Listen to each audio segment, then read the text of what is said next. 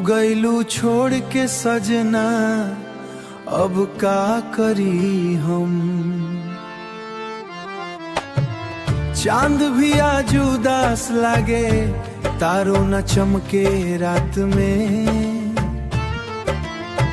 तोहरे बिना दिलवा मोरा रोवे हर एक बात में। राह ताकत रहनी तोहरा, अखिया न सूतल कई रात। तू बेवफा बन के निकल गईलू, टूट गईल दिल के जज्बात। दिलवा रोए रात भर तोहरे याद में सनम, निंदिया न आवे अब लू, टूट गईल बा करम। काहे दिल लगवलू हमसे, जब छोड़ के जाए के रहलू। प्यार के सपना देखा के आंसू दे के गईलू, आंसू दे के गईलू। बरसात के पानी में आज आंसू हमार मिल जाला। तोहे नाम सुनते ही जान दिलवा जोर से धड़क जाला।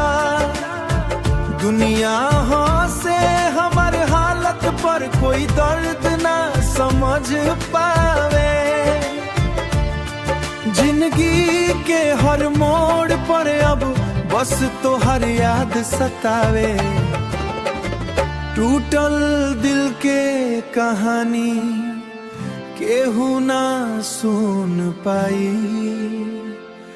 जवन प्यार सच्चा रहल, ओकर किस्मत रोआई। दिलवा रोए रात भर तोहरे याद में सनम, निंदिया न आवे अब दू, टूट गईल बा करम। तू खुश रहा जहां भी रहा, बस इहे बा आखिरी कसम।